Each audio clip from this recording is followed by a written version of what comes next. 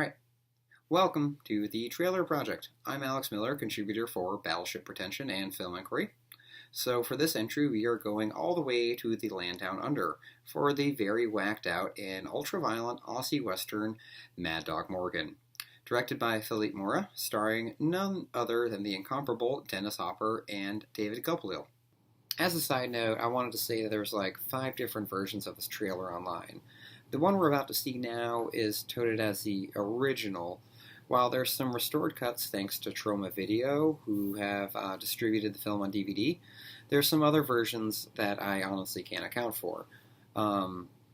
This trailer might not have the best video and sound quality, but I do feel like it's the best representation of the movie. And like films themselves, trailers kind of have a life of their own. So without further ado, let's get started with Mad Dog Morgan. So right out the bat, we can tell we're in the Australian outback with a didgeridoo, and we can also tell that it's the 1970s given the wrap and cutting techniques. So Troma did assemble a much better looking and sounding trailer with interview footage with Dennis Hopper and director Mora. You're much better off watching it without my commentary. While Mad Dog Morgan is often sold as a piece of exploitation fare, this is a very well-mounted and comparably made revisionist western. It's epic in scope with an edgy stylistic twinge consistent with the period in which it was made. Openly critical of colonialism, echoing the countercultural tenor, the film rests easily on its anti-establishment fittings. By the mid-70s, Dennis Hopper is out of favor with American studios. Although Easy Rider set the world on fire, his follow-up, The Last Movie, though somewhat brilliant, was a box office failure. The story is pretty simple and kind of plays out like a combination between The Outlaw Josie Wales and Papillon. After seeing a camp of Chinese immigrants get massacred, Dan Morgan is apprehended as a petty robber. He is then sent off to a brutal prison camp and emerges as the famed outlaw known as Mad Dog Morgan. Despite a scrappy exterior, Mad Dog Morgan is not content with small feats. The film achieves an epic scope. There's wide vistas of the Australian outback. Shootouts and gunfights play out with affecting editing techniques, and there's a brilliant sense of authenticity throughout. The sensibilities here feel like a collision between Fred Shepsey, Peter Weir, and Alejandro Jodorowsky. And yet the film captures the mythic qualities of the Western, which is why it holds up so well.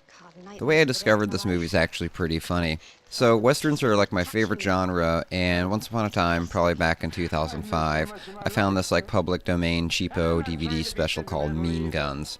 The sound sucked, the image sucked, but the movie was there and I appreciated it all the same. Later on I found a restored DVD released by Troma and it's quite good. I mean, look at that shot, this film is truly beautiful. It's a very complex and exciting film with a lot of energy to it. Dennis Hopper is great and the direction's pretty solid. It's got a lot of style and a little bit of a trippy visual flair, but it also beautifully captures the Australian landscape. There's a lot of wide-angle vistas, and the cinematography has the atmospheric sepia glint that really emphasizes the tone and era in which the film is set. Dennis Hopper is at his unhinged best and brings a palatable savagery to the famed outlaw. You have to love an actor so committed to being a maniac. While director Mora is a little scattershot, credits include the second and third Howling movies. You can see there's some lethargic influence from the new Hollywood films. Naturally, Easy Rider comes to mind given Hopper's presence. Hopper is a treat to watch and his behind-the-scene antics are legendary, of course. Apparently Hopper was so out of his mind he rode out in full costume to share a drink with the late outlaw. He poured a bottle of OP rum over the real Morgan's grave and took a drink himself. He was later arrested and deported, with a blood alcohol reading that he should have been clinically dead. Gotta love crazy Uncle Dennis. There might be some crazy method actor stories out there, but I think that one takes the cake. Backstage drama aside, Hopper is terrific, along with Aborigine actor David Copperfield. At the end of the day, it's all up there on the screen, and the film still holds up quite well. If you look up Dennis Hopper's acting career, there's always kind of a disparaging tone around this period. However, he starred in Wim Wenders' The American Friend, a terrific film, and I also kind of feel like the writers from Breaking Bad might have taken some notes from that, and Henry Jaglom's Tracks, another film we might cover here on the Trailer Project. Thank you for watching and subscribe. This has been the Trailer Project, and you'll be hearing more.